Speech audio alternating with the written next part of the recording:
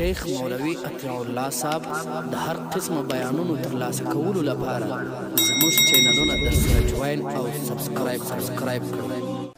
علامه واسطي رحمه الله لیکلی دي چې کم چاته الله تعالی په دنیا کې د ذلت او د رسوایی اراده ولري، چې د کم چا زندگی الله تعالی په ذلت او رسوایی کې راولي، دا غي علامه ده الله تعالی په بدنظری باندې اخته کی، او چې کله دی په بدنظری باندې اخته سو بیا د په مزاج کې ګناه رااله، او چې کله د په مزاج کې ګناه رااله بیا دا ګناه په داسې شکل ده چې په دې باندې د انتها او بسواله نه لري،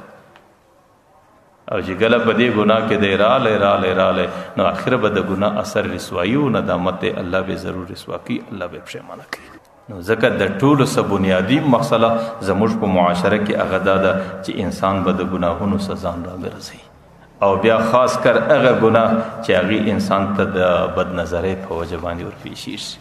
علماء لیکلي دي چې د بدنظرۍ په وجه د انسان په زندگی کې بے برکتی راځي، چې کم څوک د بدنظرۍ په مرض باندې اخته دی الله تعالی د هغې په عمر کې برکت ختم کی. ځوان سړی وي، 30 کلن 40 کلن انسان وي، لیکن چې ولاړ چې پر سترګو توره شپه سي د کمزورۍ د دې د معنا چې الله تعالی د قواتو سره، الله تعالی د استعداداتو سره، الله تعالی د زندګۍ سره برکت ځینې ختم کړي، الله تعالی ډېر ځله د هغې د رزق سره برکت ختم کړي، الله تعالی ډېر ځله د هغې د عمر سره برکت ختم کړي، چې په عمر کې کم خلک د آخرت لپاره څه کولی شي هغه غریب هېڅ نه وکړي.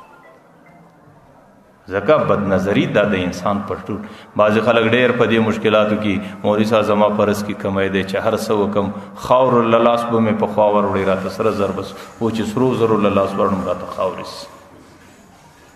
نو هغې کله د تعویض تقاضا کوي، هغې کله د دم و د درود تقاضا کوي، هغې کله د وظیفې تقاضا کوي، لیکن د هغې غریب و دې ته پام نه وي چې زما په زندګي کې څه دي، چې ایا دا خو به ما ته الله تعالی د خپلې بدنظرۍ سزا نه راکوي، ایا دا خو به الله تعالی ما ته د خپل عمل سزا نه راکوي.